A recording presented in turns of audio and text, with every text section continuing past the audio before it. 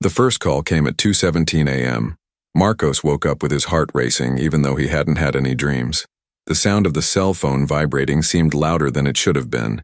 He blinked several times before realizing where he was. The screen illuminated the room with a cold and unsettling glow.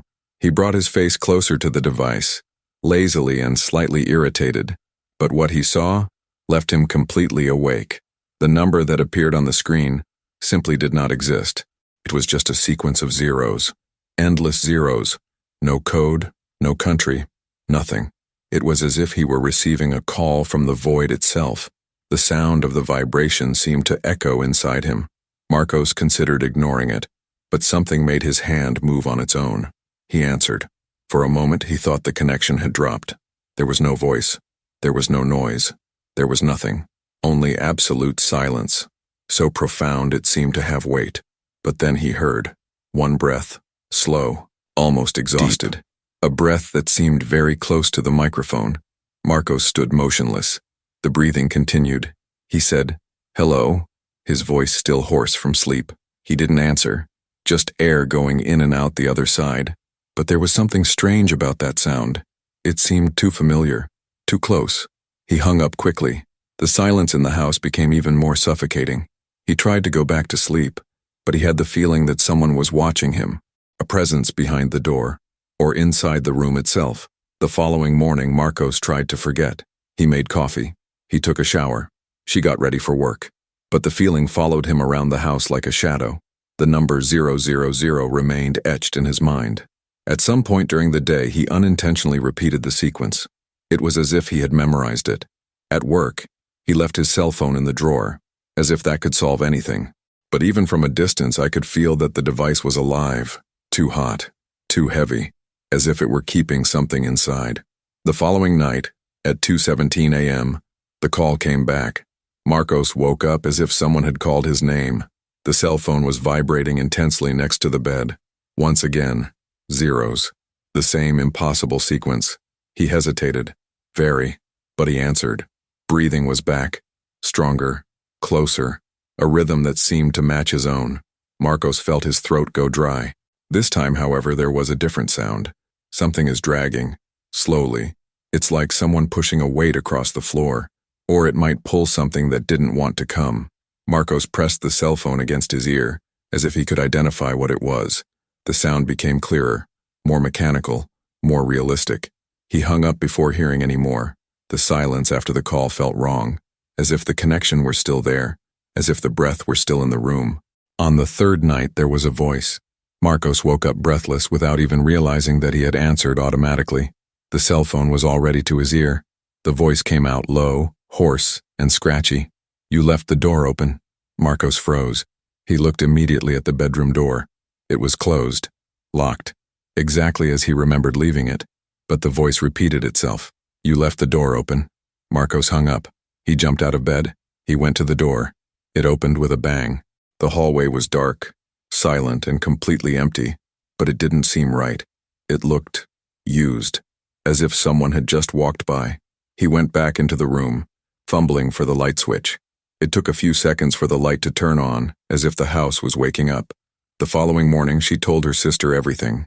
She laughed, saying it was stress, or a dream, or imagination. Marcos wanted to believe, but something deep in his chest contradicted any simple explanation.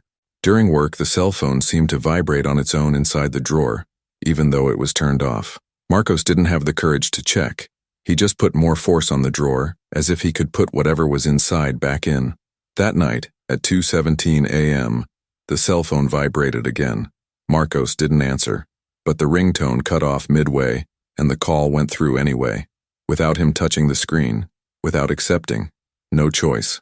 The voice said nothing at first. She was just breathing. Marcos felt the air in the room change. It got colder, heavier. Then the voice said, I said the door was open. Marcos threw his cell phone away. He took 2 steps back. The device fell to the ground, but the voice continued. He no longer avoided the phone. He was running away from something that was already inside the house. From that night on, the calls never stopped. And the predictions began. Don't go down now. And an object fell off the shelf the very next second. Don't turn around. And footsteps appeared behind him. Footsteps that weren't there before. Wait 3 seconds. And a car sped past him like a bullet. The voice knew everything beforehand. Details. Events. Moves that Marcos hadn't even planned. It was as if the voice had seen his life before he lived it, or as if I had already lived through that. Marcos began to notice something strange, very strange. Every time the voice spoke, he felt familiarity, as if listening to a tired version of one's own voice, as if the echo came from within itself. He began to fear himself, fear of who it could become, fear of what the voice represented, and then the voice said what he most feared to hear. I am you. Marcos froze. He couldn't speak. His breathing caught in his throat. The voice continued. I am you. Later. His cell phone fell from his hand. The call didn't end. Breathing doesn't work either. She was in the room now, behind him, breathing in sync with him, as if the following nights were worse. The phone calls got longer. The voice began to say things that no one should know, things he never told anyone, things he had forgotten about himself. You've seen this before. Do you remember the door? You know how it ends. Marcos began to doubt his own sanity. He began to doubt reality. He began to doubt time, because everything seemed to happen twice. Just a warning. Once again, as a fact. He felt like he was repeating someone else's life, or repeating their own life in a cycle from which they could not escape. And then the voice changed tone. It changed completely. Marcos. It was the first time he had said his name. The voice continued. The time is coming. Marcos's stomach sank. He managed to ask, What time? The voice replied with frightening calm. The time when you find me. A shiver ran through his body. The voice added, Because I've already found you. At that moment, the bedroom door opened by itself. The lights flickered. The air turned icy cold. The phone hung up, but breathing continued inside the room. Very close. Behind him. Marcos didn't turn around. I couldn't. His entire body was frozen, as if he had been plunged into ice water. The breath behind him seemed to absorb the air in the room. Each breath felt like a tug. Each expiration serves as a warning. He squinted, trying to pretend that it wasn't happening, but the presence behind him did not diminish. He was approaching, slowly, like something that wanted to be noticed. Marcos felt the mattress sink slightly, as if someone had sat next to him. His body reacted with involuntary tremors. The urge to run was overwhelming, but my legs wouldn't cooperate. The voice came back again, not by cell phone, not because of the house. Heron. This is how it begins. Marcos opened his eyes, even though he didn't want to. The walls of the room looked different, narrower, closer, as if they were leaning towards him. He tried to say something, anything, but his mouth didn't move. The voice continued. It was the same for me too. That phrase struck his mind like an electric shock. The breath behind him drew closer. Marcos felt the heat, the weight, the existence. The voice whispered, You and I. The room seemed to pulsate.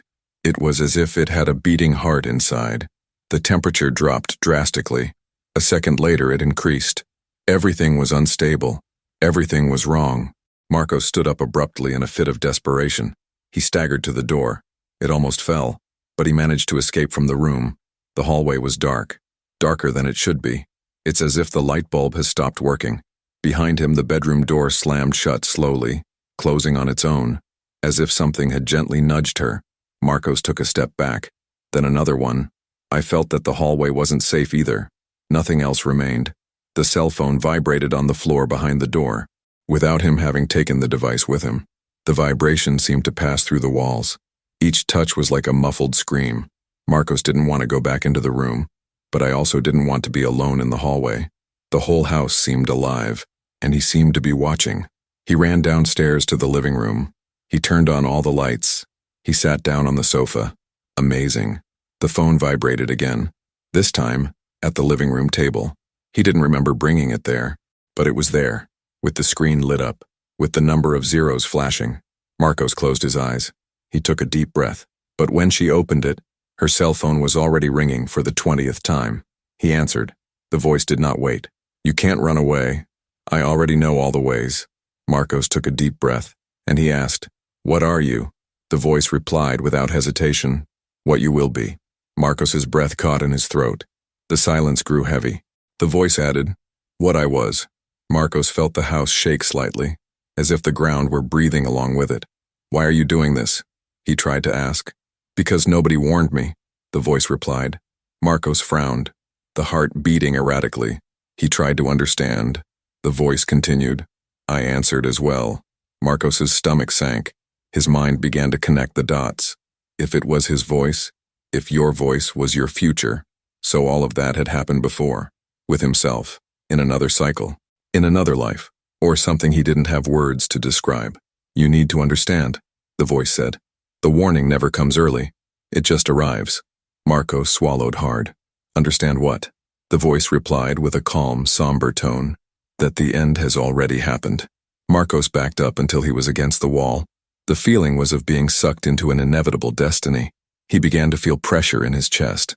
It was as if it were being pushed from the inside out. Your time is running out, the voice murmured.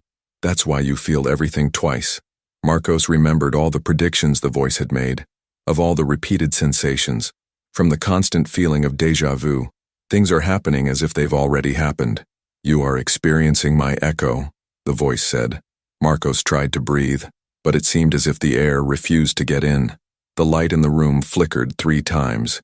He felt a shadow move in the corner of his eye. Quick, low, like a shadow that didn't want to be fully seen. The voice said, It's him. Marcos couldn't bring himself to ask who it was, because he saw something emerging from the darkness between the hallway and the kitchen. It wasn't human. It wasn't a shadow.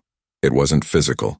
It was something in between, something that seemed to be made of fragments of silence and cold air, something that moved as if trapped between 2 realities. The voice said calmly, He took me. He's going to take you. And you're going to call back.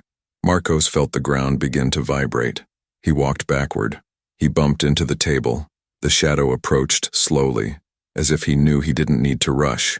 My warning never arrived, the voice explained, but I can be yours.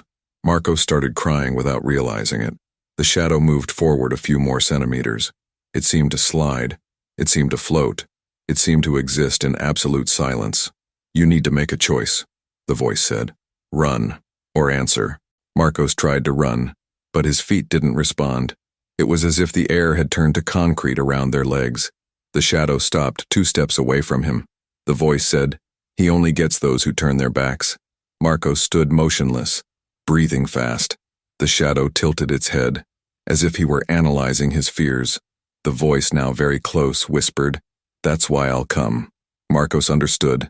That was the last thing he understood. The shadow moved forward. His cell phone fell from his hand. The call didn't drop. The air in the room disappeared. His body gave way. The clock showed 2:17 a.m. The following morning, they found Marcos lying on the living room floor. Cell phone stuck between fingers. Frozen stare. The device continued to vibrate. Repeatedly. No number. No origin. As if he were waiting for someone to answer. And perhaps it was. Because on the screen, written on its own, appeared the same phrase that the voice said every morning. You left the door open.